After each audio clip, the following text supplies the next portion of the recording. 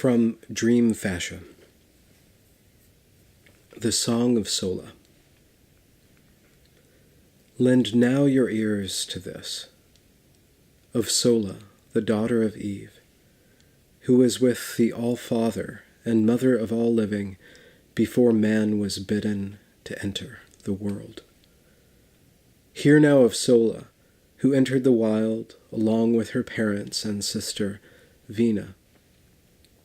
Hear how she conceived of the high art of mending by salve and by herb the ailments of man. Hear how her lover, the Sayyid Anwas, left her. After his twins she birthed, he discarded the world.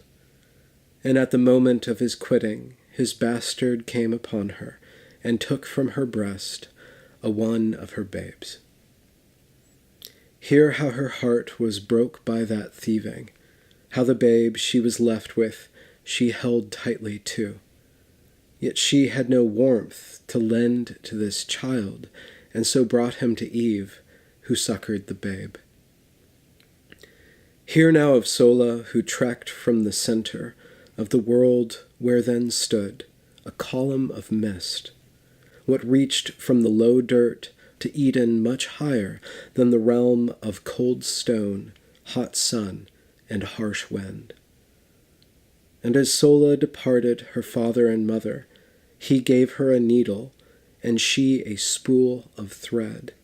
For the parents were generous with all their found knowledge. Homo virtutus they are known to us now.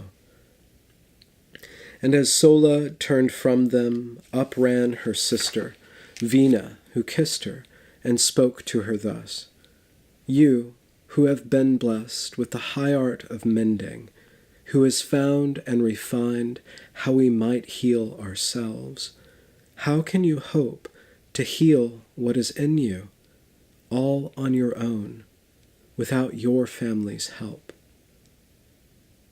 I wish only to be healed, spoke Sola sincerely, by silence and patience and prayer to my source. I tell you this, your heart's cure will be found among your own family and not on your own. I wish that were so, dear sister, said Sola, but I must be alone, at least for this time. The sisters embraced, then she began her long journey, following the Tigris to where it becomes many streams, at which point she turned east to the Sibrian mountains, where lived a people close to Adam's heart. Here, even this new to the wild, this close to the garden, the children of man had spread across the earth, and some were turned this way, and some were turned that way, and not all were devoted to their common source. But the Sibrian folk had kept in good standing with the faith of the father and mother of man. The women of that clan had developed their worship into a dance they performed in the spring and all the long summer, and into the autumn they blessed the earth broadly with their bodies spun round. It happened that Sola was found by these women as the mountains she traveled to the land of Killith. When the women saw her, they at once knew her person, for her spirit shone brightly, and their eyes were attuned by their prayers to the truth held inside all bodies, and the closer they came, became clearer her hurt. O Sola, they sang, daughter of Eden, tell us your troubles, and we will share in your pain, and sharing lift it upward to the spirit's sakina, the gracious tranquility of our common source. Sola shook her head, and she told the women, The pain in my heart is still too great to share. Do not be so foolish, O Sola the mender. How many persons have entreated your aid, and you have shared in their burdens, and sharing found cures for all that has ailed them. That's the key to your art. Share it now with us, that together we move thus, ceding it to the source from which all goodness springs. Sola knew that the women would not be diverted, yet she was unable to share with them her pain. So she took from her satchel what the parents had gave her, the needle and spindle of limitless silk. With these she wove for the women a tassel of 7 colors to enrich their dance.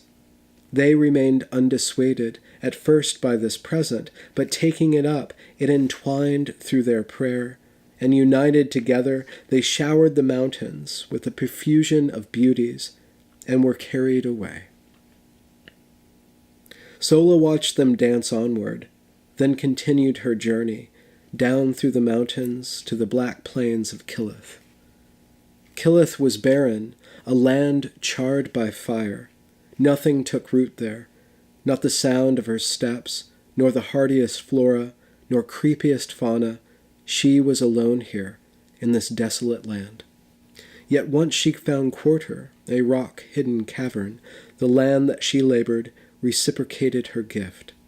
It yielded by turns to the art she brought with her from the garden of parties, whence she had come.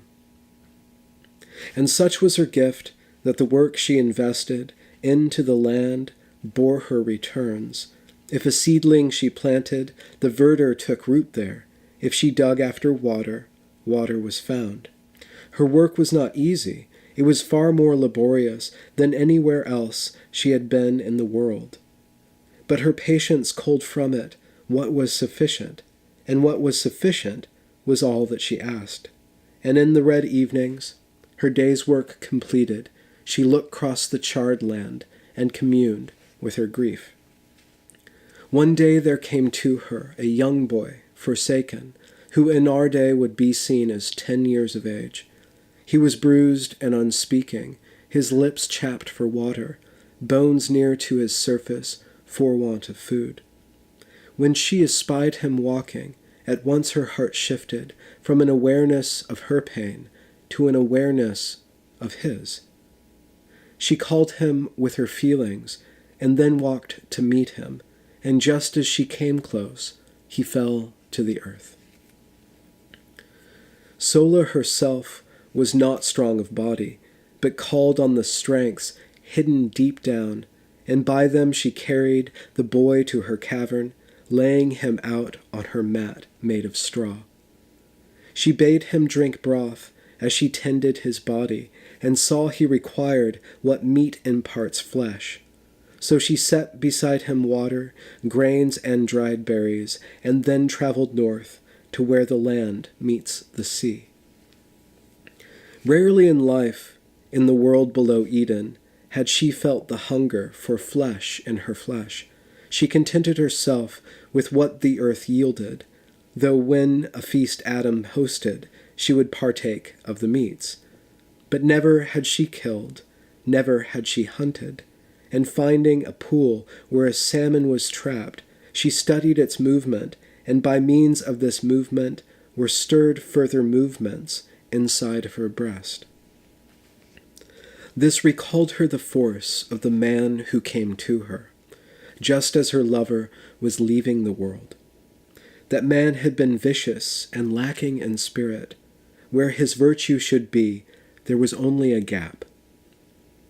She recalled how he cried with vigor at his father who had chosen to forsake the world. His father, her lover, looked on as he left them, and with vengeance the bastard gripped the babe round its neck. His mouth foaming with spittle, his teeth sharpened by anger, she helplessly watched as he strangled her babe. But then his will softened, and he stole off with her child, who she felt moving from her, far and further away. Southward and southward her child was taken, until came a moment when she felt him no more. This she recalled, while watching the salmon, struggling to restore itself to the sea. She could not kill it, but willed it leap from the water to land on the rough shore where it could no more breathe. Returning to the boy, she found the water spilled over, the grain flung across the walls of her cave. She searched for him outside, found him stumbling in circles. He struck at her, but she stilled him with a song from her lips. A humming of notes, and his eyes became clearer. He looked at her startled, his speech rapid, confused. She led him back to her dwelling, where she fed him the dried fish. He quickly consumed it, then fell, he, to sleep. Through him the strength of the salmon extended, and there laid the groundwork for her care to take root. She tended his body, and when he was conscious, his words held no meaning, for his grammars were broke. Yet her voice of its own would place notes on the air, and his words would align, and by turns became clear, and she opened her heart to his heart, that his mind be reordered and remade in their sound-measured time. And what came of her hurt? During those evenings, when she sang and he spoke in that hidden cave. Her pain was not taken, and in no ways diminished, but its toxins dispersed as the two of them sang. The boy took the place of her stolen child, he the bearer of the hope that was taken from her, the hope that springs ample from the breast of our mothers for the children they are bidden to bring to the world. And the boy held this hope, but not to his person, rather to the songs he continually sang. Even when Sola was mute they came from him, and by them he wove of her hope a brocade, that alike the tassel she wove for the women, united together her prayers and her pains, what united made motions of giving, receiving, across the land of Killith, charred and soot-stained. One morning, she woke to find he had left her, and outside the dark smokes were spread across the sky. She called and searched for him until the air burned her nostrils, and returning to her cave, she saw he left her a sign. On the wall he had painted a scene of a woman reaching up to a man, suspended in clouds. And the way he had painted that man held a question. Was he pulling her up, or was she pulling him down? She studied that painting as outside rained cinders, and in the morning she scrubbed the walls of the scene. Then Sola, the mender, continued her mourning, and thought not again of the boy who had sang.